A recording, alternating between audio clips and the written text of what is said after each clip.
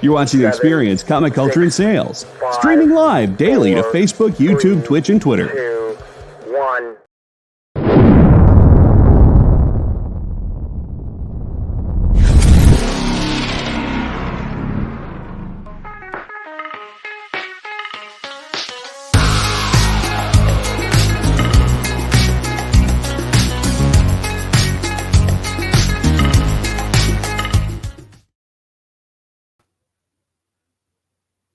Howdy, everybody. It's Miss Jen, and I'm here on the Experience.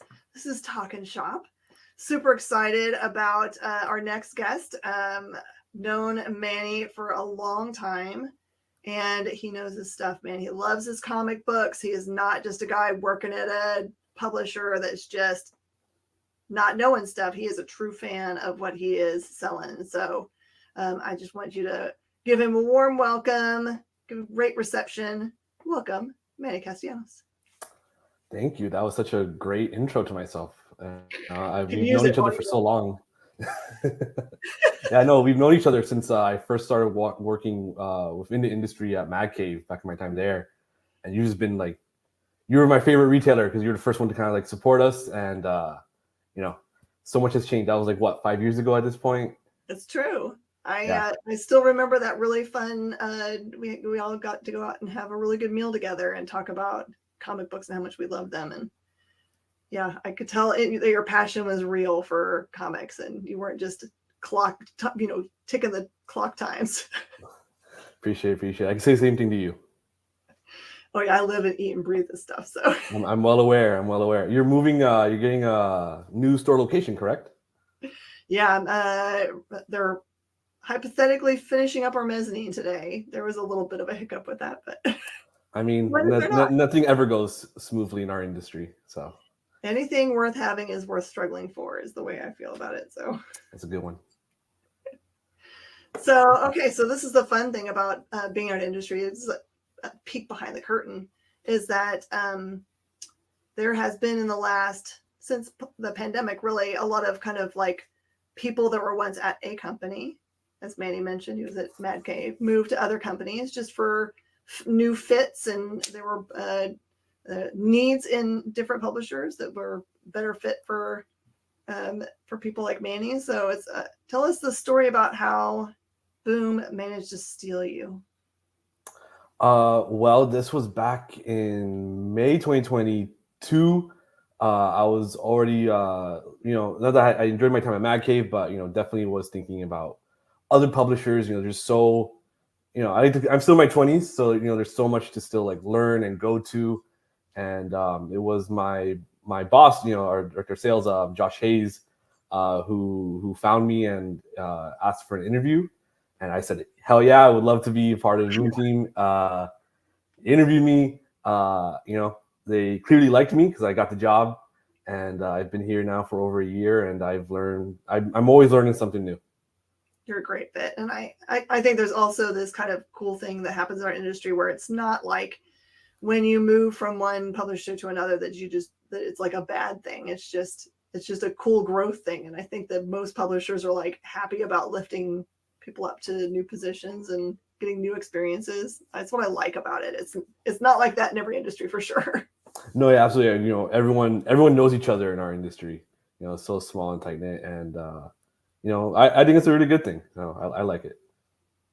So for you, mm-hmm. Was there any like really big changes in the way that the culture between the two publishers works, or are they very similar? Culture-wise, slightly different in some ways. I think the biggest thing for me when I went to Boom really was just like the size of it. For me, because prior I was with Mad Cave, and all respect to Mad Cave, we were the little engine that could, as like my former boss would say. We just kept turning out as many titles as we can. And when I went to Boom, the library of titles from Boom, is very, very long, and it's a bigger company with more moving parts. But clearly I seem to fit right in, and really, really enjoying it. Yeah, tons of amazing people at the company. One of my favorite things is any industry meeting when Philip Siblick stands up and gives his inspirational speeches, which are very from the heart and very personal. He shared some very personal stuff about himself to encourage us and to give us a new, look into their thought process as a company and how much they've really put their thought into how they decide what they're going to be putting out. Yeah, and absolutely. I always get like goosebumps whenever he's up talking. So I mean, sometimes I'm the one following up now after his speech. So like I get that, I remember when I first went to, I believe it was a Diamond Summit in Vegas. And that was the first time I ever heard, like Philip give a presentation. And I was like, wow. Like he really just like hammered it home. And every other conference I've been to that he's at, he gives a speech and I'm always just like amazed by it. And, moving to Boom, I knew there's just so much to learn from Philip and everyone at Boom. And now I'm at the point where like I have to go after him. After his great speech, I have to deliver another one and hopefully be equally as great as his. And I don't know. Some people say I in the Comics Pro I did well, so I'll take your word for it. Of course you did. Well, all right. Boom's got a bunch of great titles out. I tried to bring the swath of the saw titles. that, yeah. Yep. All our hits from this year. Yeah, and I have to say, just this is from me as a personal opinion as a retailer, I really have always appreciated that Boom thinks very thoughtfully about what they put out and when, and to try to give each thing a little breathing space. So it's not, someone standing in front of the rack that wants to spend their dollars, but it's just overwhelming too many things at one time every week to try to decide what to do. So you guys do a really great job, honestly, at the what's coming out when.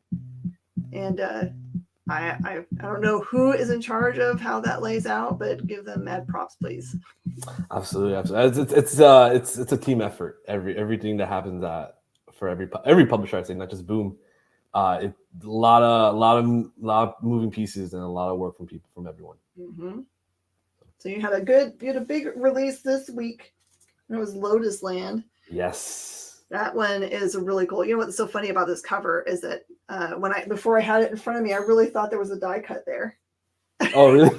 That's good art. It is really good art. No, I believe Kai Felipe was the artist. It's great. It's really, really good. It's a crime story, and you'll see I'm going to talk about more crime stories in the future, but crime stories are very, very in right now. And that one's very good. And it's written by Darcy von Polgereist. Apologies for mispronouncing the name, but readers may know him best for Little Bird that came out back in 2019. And that was such a monumental book. Like I didn't pick up issue 1 until after the buzz around it, and rightfully so. And yeah, you're in for a lot of stuff. If you like Little Bird, you'll love Lotus Land. It's incredible. Yeah.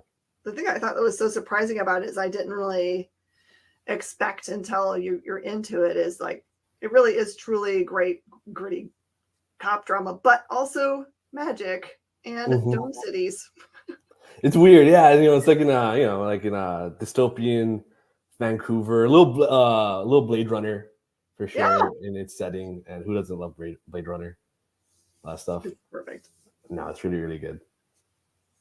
But do you have other titles that you want to talk about and bring? Yeah, absolutely. Go ahead. Yeah, I have a few I want to talk about. The first one is actually going to be on FOC the 20th, Monday the 20th, and in stores December 13th. It is actually called Under Heist. This is the first series I talk about. This is from David and Maria Lapham, who you may know from their work on Stray Bullets, which is one of like the seminal crime comics, right next to like Ed Brubaker's Criminal, I would say. And the Laphams returned to a crime story for the first time at Boom. And our quick pitch for this series is it's Night Fever meets Damn Them All. And the story follows a gambling addict named David who learns of a heist that could officially like settle his score, and get him out of the hole that he made for himself.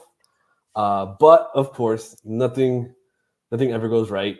And after he gets hurt, he finds himself in a strange but familiar place, and little does he know that he's actually in hell, and he has to kind of figure out what to do from there.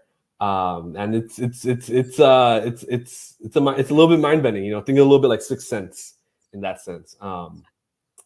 And like I said earlier, crime stories have really been having just like a renaissance in the comic space. Exactly. And the best ones sell. And I firmly believe with Team David and Mary Lapham, they're definitely the team to get customers excited for the series.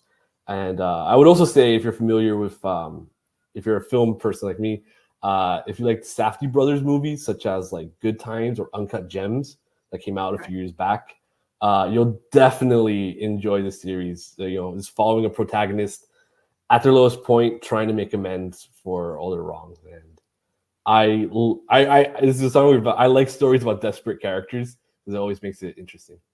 Yeah, I think that's probably one of my favorite, like the through line themes is the one last job. Yeah, well, for always, sure. If someone ever approaches any character and says, just do this one last time, it's one last ride. Score, especially if it's an easy score. Exactly. It's always easy. Yeah, of course. But another title I want to talk about, and honestly, this is like one of the biggest boom books, I would say. And I'm really, really excited to talk about it. And that's Animal Pound issue 1.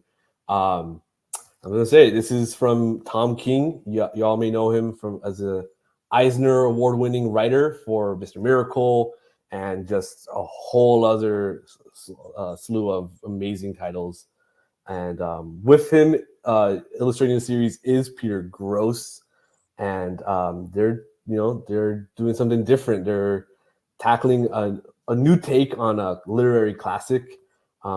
We gave you actually retailers an ash can that came out this week, I believe. Mm-hmm. And it was a little sneak preview. It's not the full first issue. It has some black and white and some character designs. But our quick pitch for this series is it's Animal Farm for the 21st century. Obviously it's inspired by the classic book, but this is way more of a reinvention rather than a retelling of the story. As we follow just a group of animals who lived in a little pound, and they start to form their own revolution within the pound against humans.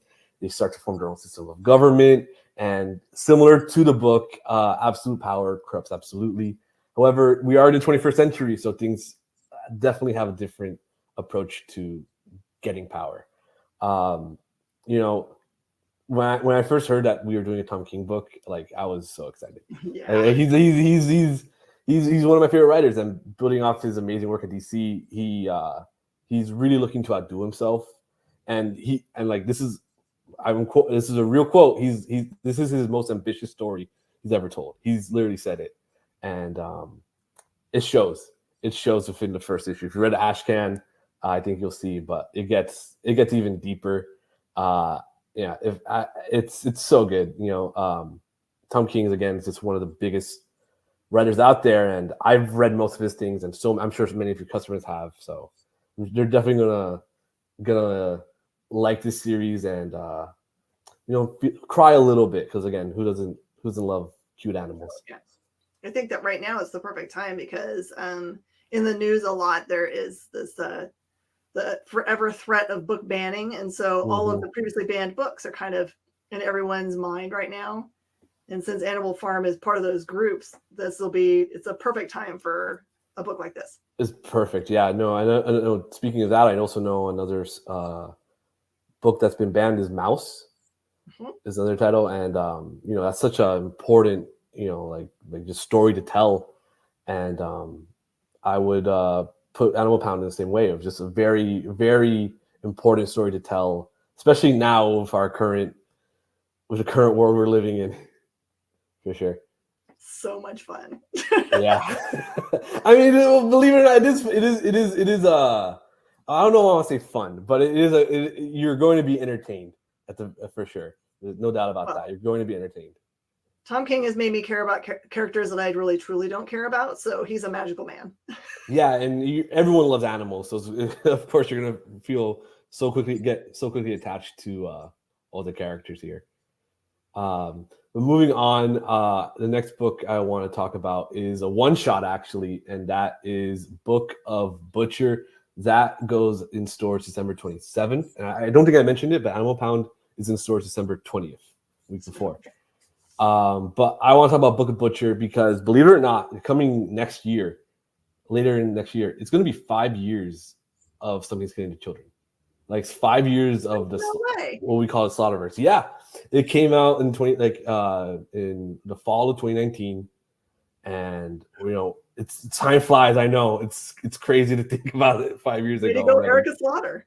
I know, yeah, over 35 issues, multiple spin-off series, and since the introduction of Erica, this world's really expanded with exciting lore, new characters, and just you just learn more about this mythology every month with both series. And with this one shot, we follow a character named Maxine who was introduced in last year's one shot called Book of Slaughter, and it's kind of her move to New Orleans as she begins her journey from becoming a white mask to a black mask in the Order of St. George. And if you're Something's Killing the Children, House of Slaughter readers know there is a big difference between both masks. And each standalone one shot in the Slaughterverse, including this one, they really establish and shape events that will impact the rest of the Slaughterverse in the months to come. And one thing, I'm sorry, go ahead. Yeah. So I've been trying so hard to read all of them, but I know that every once in a while I'll miss an issue, and sometimes that'll be the one where they address something that I've been wanting them to talk about. Have they ever gone back and shown the origin of the houses? No, not. You'll have to. I know James is definitely working more on fleshing out that world, and House of Slaughter is really the series exploring that more than anything about the Order of St. George, why they are the way they are, why each mask is different.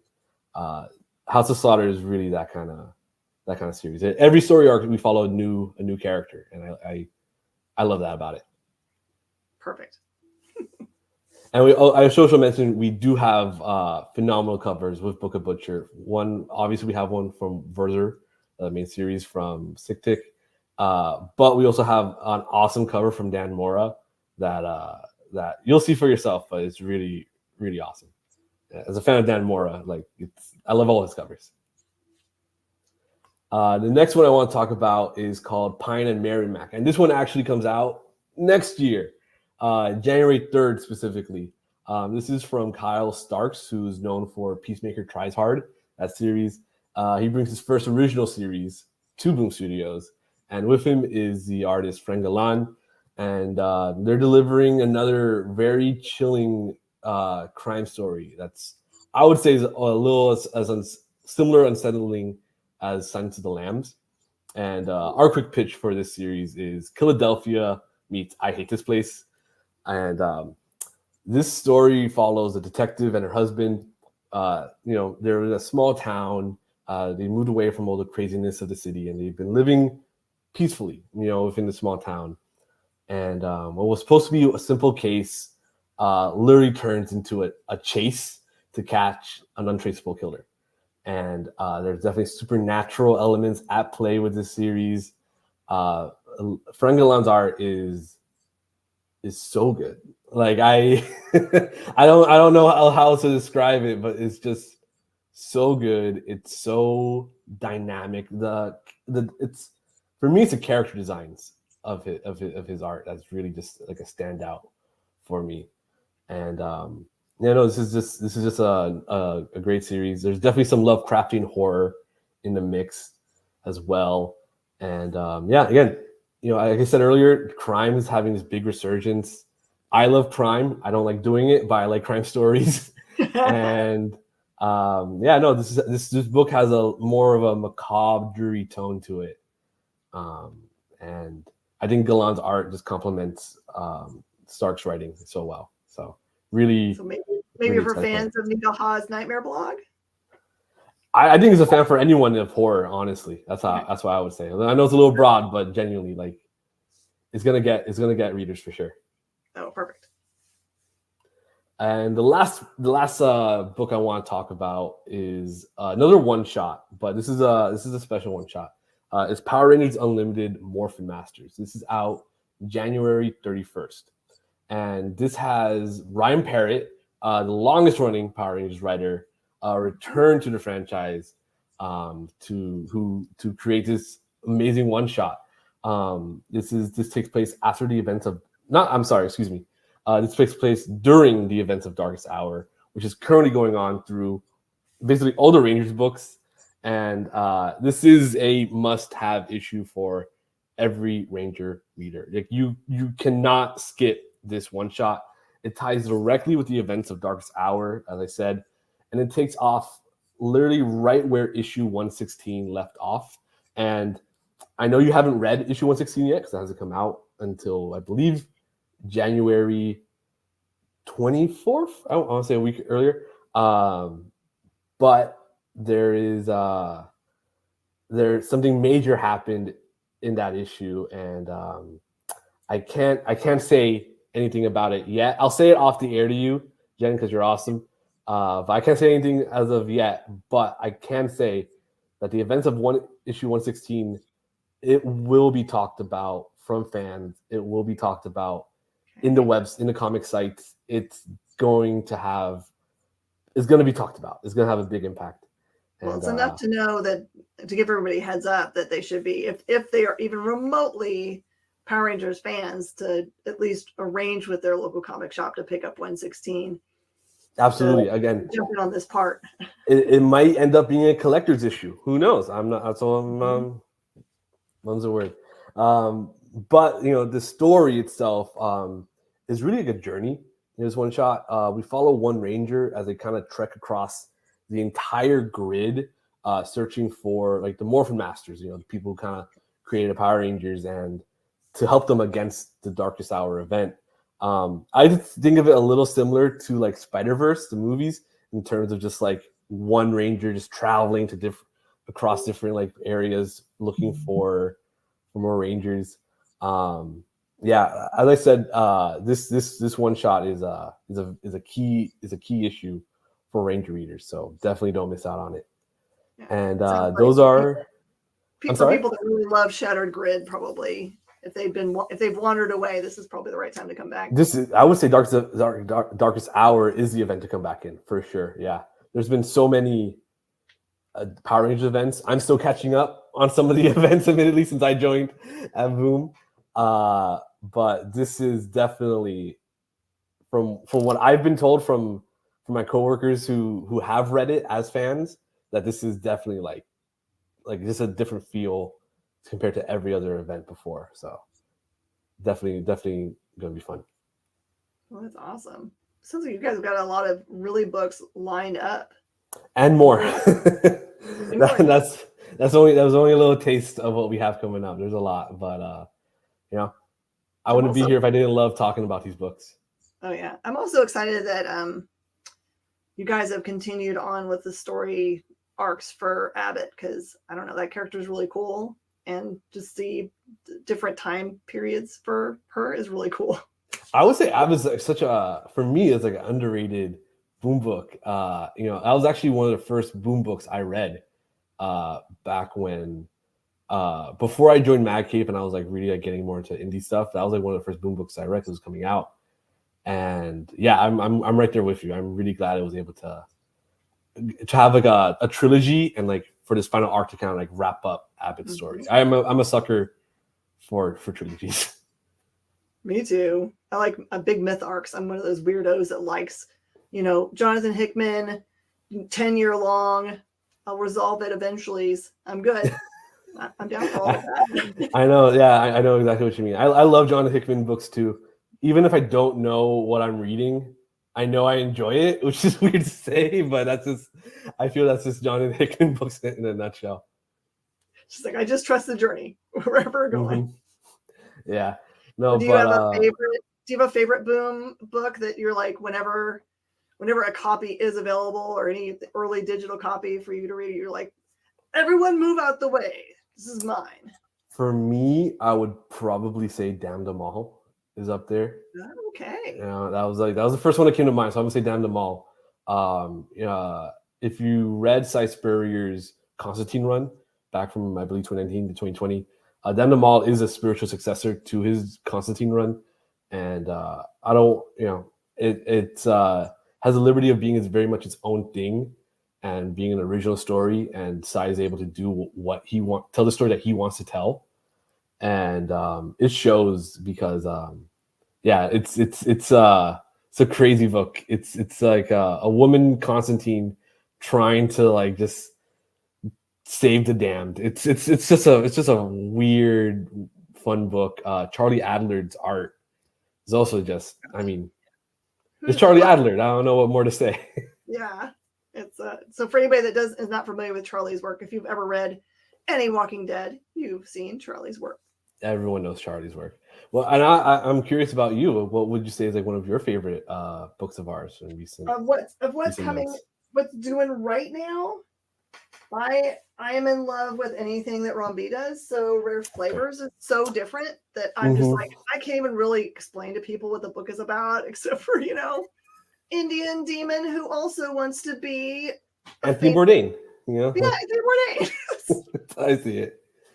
And it's like the art is so cool. He always does a good choice of picking very unique art to go with his work. So yeah, no, artist is Felipe Andrade, who also did Many Desolate La Star, and this is that watercolor like colors are just and like I love talking about artists, but like when I really love an artist, it's like their art's just so good. Like I don't know what more to say other than like it's incredible. Look at it. Like just let the art like just speak for itself. And Rare Flavors is definitely a unique series.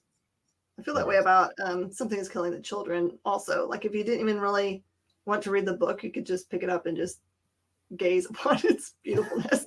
Yeah, no, I just the name alone, it just entices everyone. I was at a local bookstore not too long ago, and they had collections of Something is Killing the Children. And I assume it sells because they did not have volume 3, but they had volume 2 and 4. So someone's clearly we're just like, what are we out of now? So someone's clearly reading Something's Killing the Children at that bookstore. And yeah, I mean the name says it all. Really. It's an easy hand sell. I'm glad it is. It's an easy sell for us too. For anyone that's wondering what the role is a hand sell, I mean, it's when you have anyone at a store walk up to you and help you find the thing that you really would love. That's us handing you things that you might want to buy that are perfect. So it's not a pressure thing. It's just what we call hand selling. It's not like there's just something on a rack and it has to sell itself. You have a real person who really loves things handing you the things they love too. So. And for me, like 9 times out of 10, that'll always work for me. So I will like fall into peer pressure and buy the thing. Oh yeah, we're pretty guilty here about being like, okay, what are the things you like? And I'll tell them beforehand. I'm like, I'm gonna hand you a bunch of stuff. Just put down the stuff that you don't want. I'm not gonna have myself offended, but I want to give you lots of options. So it is quite often that people are like, I'm gonna try it all. Why not? I mean, I'm still trying to read everything, and it's hard. It's very hard to do. I can only imagine what it is running a store and trying to keep up to date with all of it. Just got to make the time, like anything else you're passionate about, right? Absolutely. So what's next for you at Boom? Are you traveling to any big shows? You guys gonna have any big events? I think our next big event is Comics Pro in February. I believe it's in Pittsburgh still again. Yep. Same hotel, great hotel rooms. I had a suite. I don't know how, so I'll take it. Everybody did. My god! Did they think I was somebody else? I don't know, but I'm not going to complain about it. But yeah, no, we're going to be at Comics Pro. We're going to be sharing another list of exciting titles throughout the year, not just like what's coming up soon, but what you'll see throughout the year, as well as some new initiatives and plans of ours.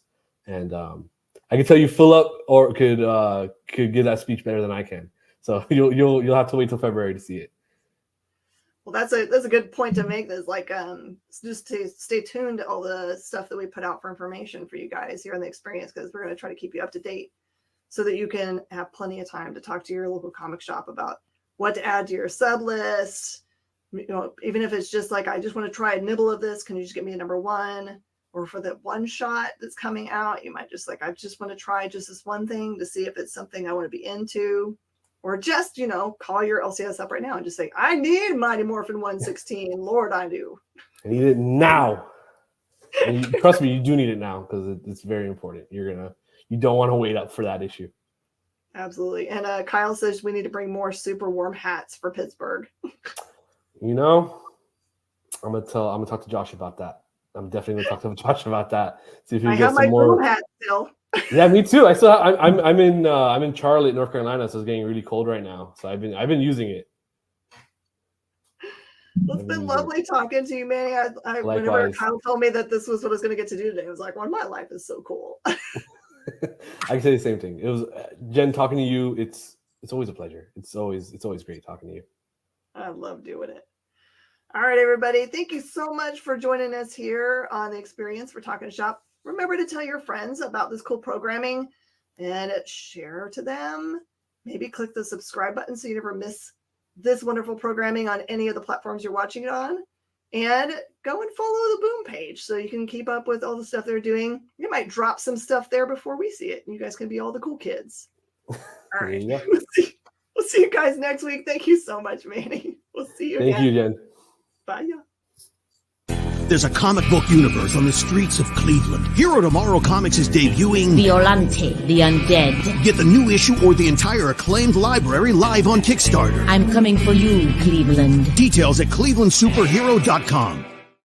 Did you know that every Experience show, including some exclusive content, streams on Twitch? Check it out, twitch.tv/the_EXP. Or just scan that QR code.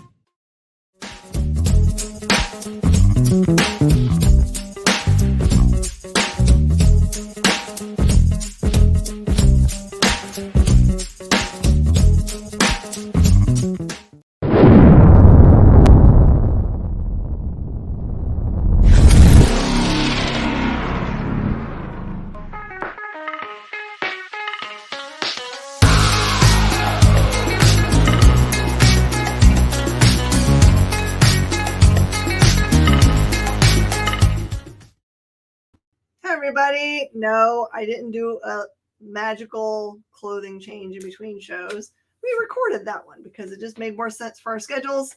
Now we're live. Have you guys been liking our new commercials? We've got some great new sponsors. So you just saw one of our new sponsors who actually we're talking to today, which is so cool. Everyone, welcome Ted Sikora. Howdy. Hello. I'm loving so much that you made that commercial. Did you, when you were making it, did you make it specifically for the use that it was originally intended for, the theater? Oh, yes, that was the, my buddies run the Akron Comic Con, and when I went into Rubber City Comics here in Akron, they're the ones who put it on. They said, hey, check out our commercial. I'm like, where's this running? And they said, oh, we're putting it before the movies. And I thought, that's an interesting idea. So, yeah, for the release of the Marvels, we kind of got the wheels in motion, and yeah, I got to see it on the big screen. That's got to feel so special to see, you know, characters you created, like giant from a crowd that's all souped up for superhero something. Yeah, no, it was pretty cool. Yeah, I had a blast with it. And, you know, I do comics and I do films, and I spent many years making commercials. So that was old hat for me. Yeah, it's I don't know, a lot of people that are watching have any kind of idea. Commercial space is so expensive that the more concise you can make your message, the cheaper it is to you and the more you can run, right? So if you can make a 15-second commercial, which is pretty short, it seems like it's impossible. Which that one is, you can get a lot more eyeballs to watch because, you know, everyone's kind of running in between to go and, you know, grab a soda from the refrigerator or whatever, talk to their girlfriend on the phone for half a second between things. So, or go get popcorn. Yeah, well, and at the theater, you know, it was in that the show that they have before the trailers. So it's it runs for about 25 minutes, and then we ended up being about 10 minutes before the trailer started. So it wasn't a bad spot. It's kind of, really trying to pinpoint that comic book audience, and Cleveland, which we don't really pound our chests about a whole lot. Around here, we're mostly known at the conventions and things, but I think there's a large percent of people who don't go to the cons that still like the comic book movies. And we thought, we're going to show you your hometown here on the big screen. Some of the landmarks at the beginning of the commercial are very recognizable Cleveland, places. It's really smart to do that, because I've seen other creative comic book folks use that to really good effect. Like, I'm just thinking most recently, Timmy Haig wrote part of an Archie story, and he really is all about his hometown of Ventura. So whenever he does variant covers or whatever, he tries to pick landmarks from his hometown. And everyone would be like, I need to have a copy of that because I love my place. Yeah. Well, and we set our whole story, our whole universe is right here in Cleveland. And, I think for a lot of people, it's a more relatable city than New York or, something like that. So that has, I think, been to our advantage through the years. For people that aren't familiar with Cleveland, what are kind of the things that make Cleveland Cleveland? If you went there, you were like, oh, this is the things that you need to go see, do, or know. There's a lot of great restaurants, breweries, that kind of thing. But obviously the Rock Hall, there's world-class museums, but there's a really great art scene in Cleveland. And largely because the cost of living is so low, and pennies on the dollar compared to some of the, not to dump on the big cities, but a lot of artists can make their art very comfortably here. And that's, sometimes that's all somebody's searching for, is that just, I want to create, I want to make my art, and I don't want to be thinking about, a second job to pay the rent and all this other stuff. Not that we have a lot of that here too, but I've been ingrained in the art community. The Cleveland Arts Prize is this organization that's been around for 50 years. I was hired to make documentaries on artists for, I made 58 of these artist documentaries, which really informs a lot of what I do with comics, because I've had this really intimate education with some really brilliant minds in the art world. So are most of those ones of living artists that you got to actually interview them and get insight into how they create? That's awesome. Yeah. What a great project. Was it all part of something that was attached to a museum project, or? Well, it's the Cleveland Arts Prize, and you can actually see the videos at artsprize.org. And there's, all 58 are there, and they're shorts, 4 to 6 minute pieces, and sculptors, painters, glass artists, all kinds of stuff. Yeah, my husband and I, we still understand how our kids are our kids, because we as a married couple that's what we do most weekends. That I'm actually, if I ever get a weekend off, we'll go down and find some cool art scene in the city. Of course, we're in just above Houston, so we can go down, and there's all kinds of crazy cool stuff that's going on in the city all the time. And so I feel that everyone should go and try to find where their art scene is for their place. It's easy as just doing a search, Google, just say, you can find in Houston, there's an entire, if you just wanted to go see outside art, murals and those kinds of things. That's what we did during the pandemic when everything was closed down. We looked all that stuff up, just drove from place to place. So embrace your city's art scene. You might find something you really love. That link is actually Arts Prize, artsprize.org. We'll fix it. Yeah. We got it. I saw it was posted there, but thank you for posting it, but add an S. Yes, I think. So I know we talked about it at one point. Did you ever decide on a universe name? Did Did you end up with a Palmaverse or? Yeah, that was a great. Right now, we've been shopping around our whole comic book universe. As the Hero Tomorrow comics universe, and Hero Tomorrow, like the TV series, or I want to first and foremost say I love making comics for the sake of making comics, but having a film background, it's definitely something that's come up.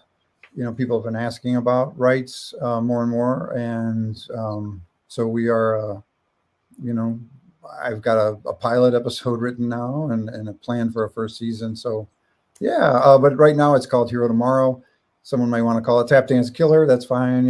Whatever the title is. The title's been a bit elusive, but I call it the Vaudevillians myself. The Vaudevillains, yeah, no, that's good. That works too. But it's a big, rich universe, so you can kind of like the rich universe, by your favorite character. Yeah, the Apamaverse. A lot of people refer to our stuff as the Apamaverse. Yeah. Earth 216 is the Cleveland area code. Oh, that's a great one. I like that. I hadn't. Maybe that would be it. Totally went outside of my thought zone. I like it. That is because it's in everyone's zeitgeist right now. All the Earth number whatever. Right. Used to be people would be like, what are you talking about? And now people are like, oh, of course we know. Yes.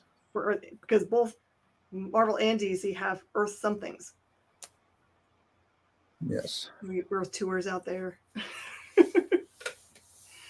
So your universe is deep and wide, and it's really wonderful. And you just added somebody to your universe. Yeah, and I love that character. Oh, thank you. So yeah, I have some visual aids here. Ooh.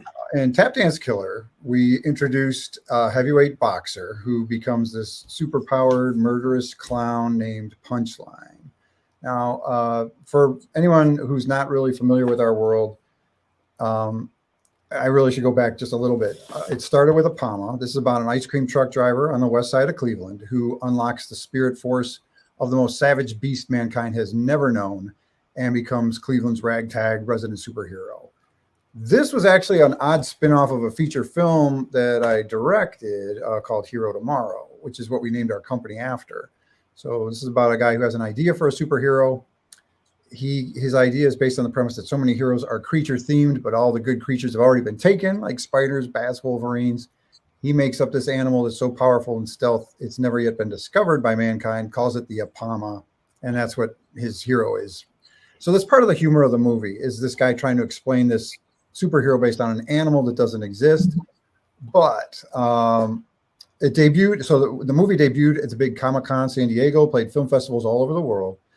And one of the things people kept saying, especially one big fan of ours, who I'm honored to say, is Tony Isabella. He said, there's nothing like this Apama idea in comics. You guys should really think about doing it as a comic book. And we were film people, and I'd read comics my whole life, but I was terrified of making a comic. But we hired Benito Gallego, and he has this wonderful sort of Bronze Age kind of John Buscema looking style. And we put this first issue up just on our movie's website to see if people would check it out for free, read the first issue, and then buy the movie. Well, a lot of people read it. We got tons of great reviews, but nobody was really buying the DVD because of it. So we just found out how much we love making comics, and then we made an issue 2. We put it up there, and we just kept going. And then when we got to issue 5, that's when we thought we should really put this into print. We were selling them on Comixology. And issue 5 is where we introduced the nemesis of the series, which is Regina. She's like this hippie, trippy, psychedelic cult leader. Sorry, with the camera, it's a little weird. That's Regina. And Bloom then goes back to the 1960s to tell Regina's trippy origin. So that became our bestseller nationally ever. I think Tap Dance Killer still has our most sold when I count conventions. All that is to say, it's a shared universe, so everything's connected. In issues 10 and 11 of Apama, that's when we introduced Nikki St. Clair, mega talented actor who gets cast in a horror show musical. Supernatural event locks Nikki permanently in the role, and she starts wiping out the mafia as the Tap Dance Killer. All right, two more characters to tell about. But in Tap Dance Killer, we introduced a heavyweight boxer who becomes a superpowered murderous clown named Punchline. That's our newest series. So this continues all the characters, Punchline and the Vaudevillains.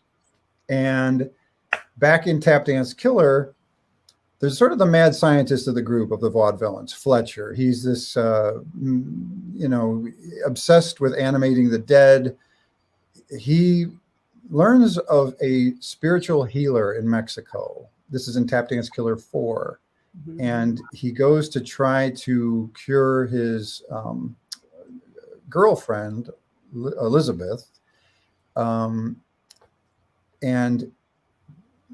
the woman's name is Violante, and she puts him in this sort of trance where he's talking to these entities on this other dimensional plane that are giving him the measurements, the formulas he would need to do what he wants to do. When he comes out of this trance, he's such a total asshole. he thinks you're really being. He thinks that he's concerned that they're going to steal his intellectual property, as it were.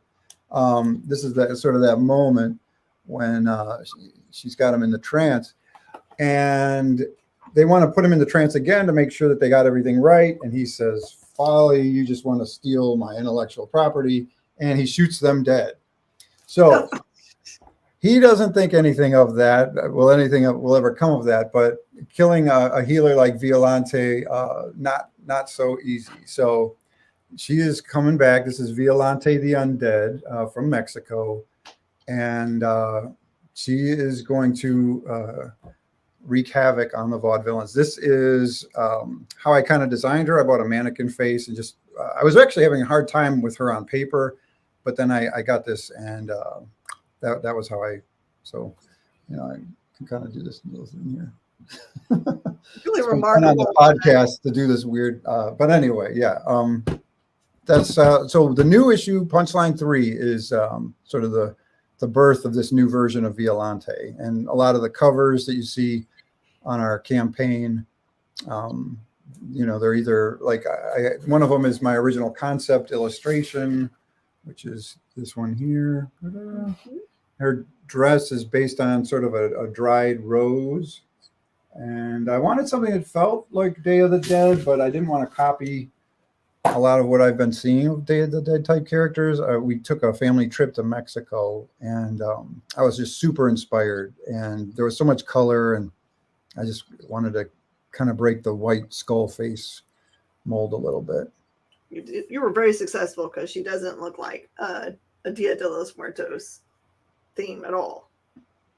She does look very dark, like she's supposed to be looking, and definitely coming out of the dead with those hands. Those are such good hands. Oh, well, thank you very much. And we've got some amazing artists on this. Yvel Gachet has taken over the series.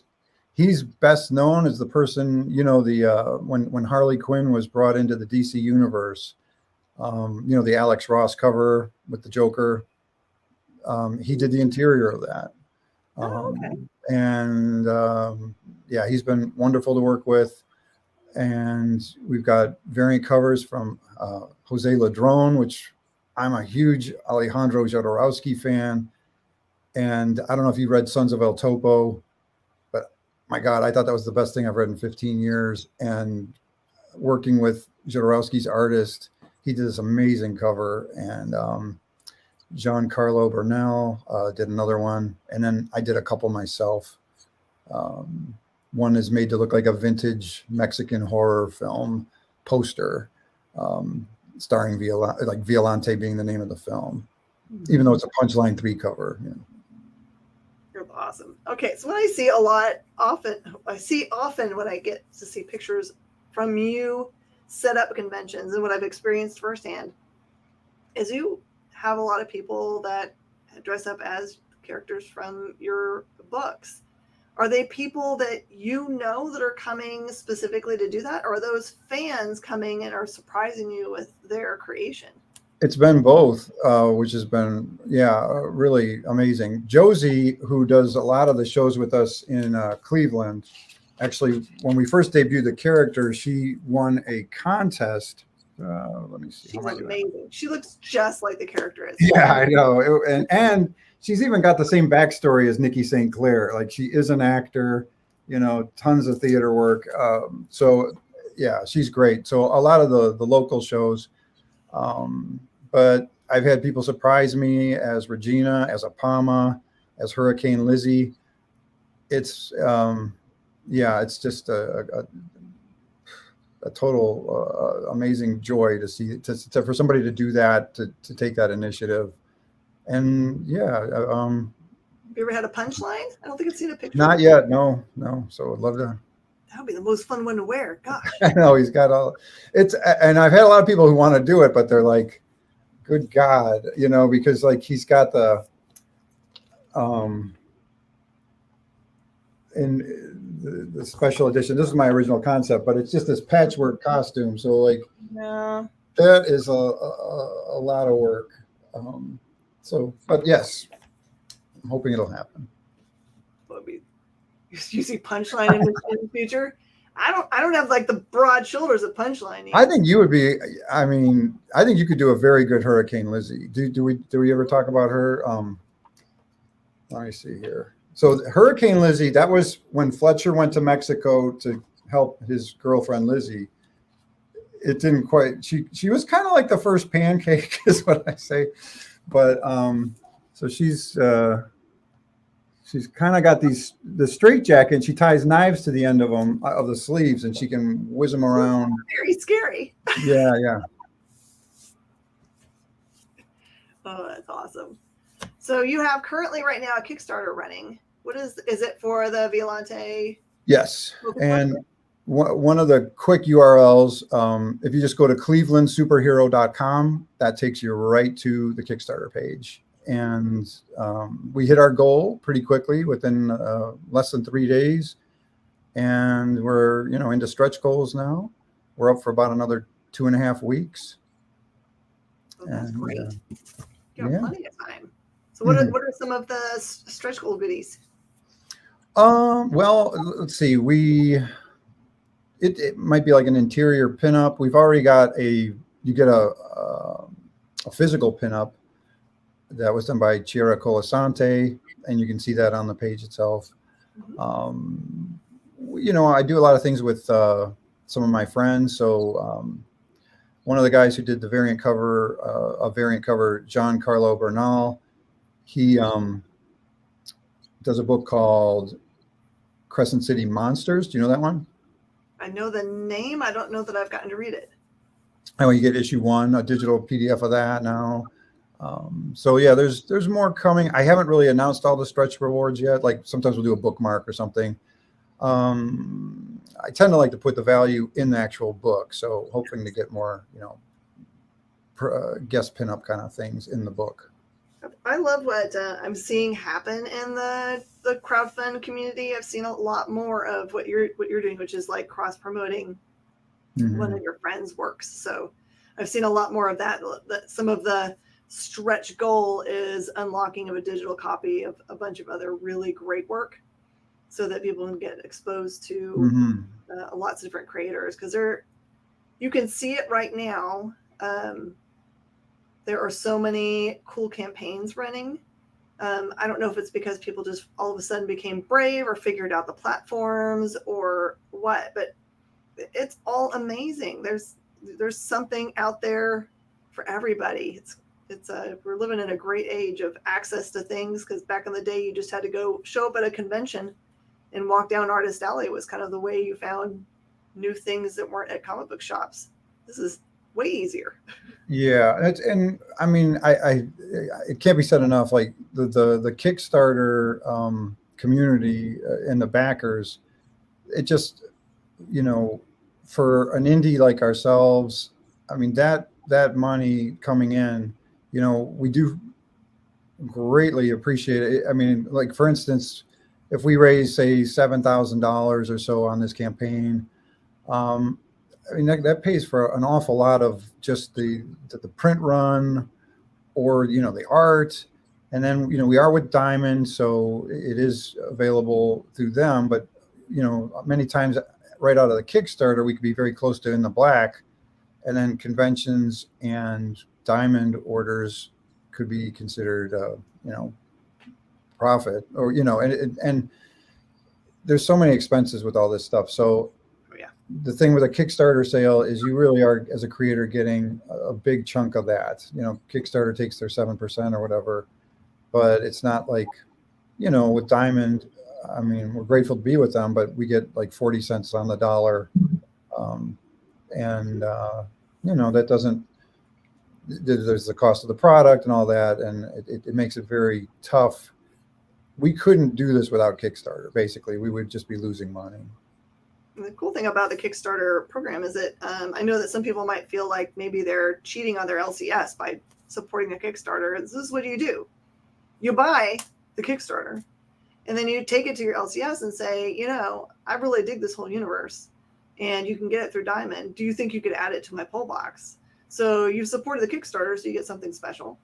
And then you can, make sure that it gets in front of more than just your eyes by bringing it to the attention of your local comic shop. They might not even know a book exists. There's a lot of shops out there that operate with one person at the desk, and they don't have a lot of time to go and search out new products. So they rely on y'all to tell them what they might like.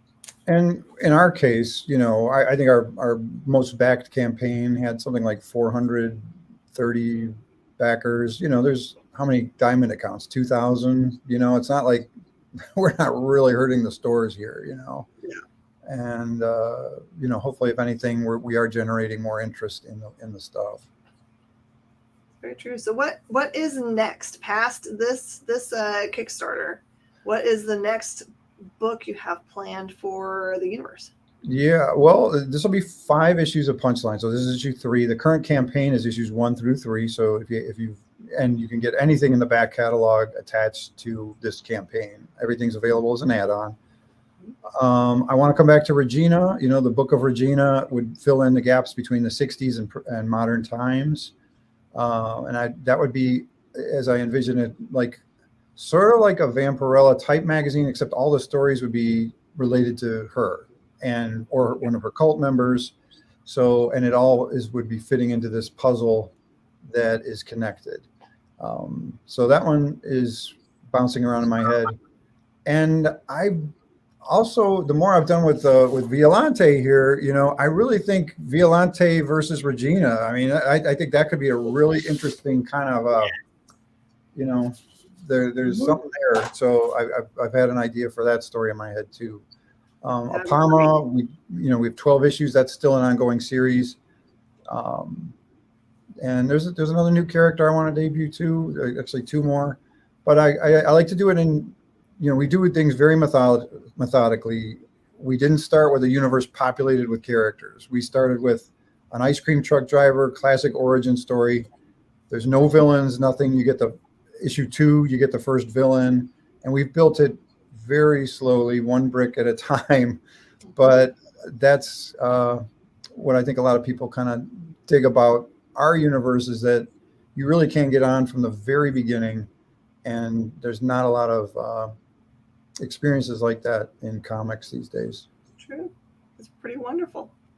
All right, everybody, there is in the comments, and there it looks like the producers are sharing it also over to the Discord, so you guys can see that there in case you can't see it here on Facebook or YouTube or Twitch. If you're watching from any of those, we've got them posted on all those places also. Just make sure you do a lot of supporting of all this wonderful creative work, because they do put a lot of work into it, and it is amazing books. I've read them, so I can tell you that they are on par with anything that's out there. You just got to do a little extra effort to get them. And I do recommend, of course, telling your local comic shop about carrying them, because they certainly can. And it would take just like 1 spot on the rack. They can put the whole universe there, and people can pick up all those books. It would be wonderful. Amen. Thank you so much, Ted. I appreciate you. Thank you. I appreciate you having me. As always, it's been a joy. Everybody out there watching us on The Experience, thank you so much for being here for Talkin Shop. And make sure you share and subscribe so that you can always be here and never miss a single thing. Stick around, everybody. It's time for our awesome friends at Comics Collectibles, it's time to see what they've got in store. I think it's a big old bunch of cool comics for y'all. See you guys next time. Bye, y'all. Join the party. Head over to our link tree to find all the links for everywhere the experience is all the time.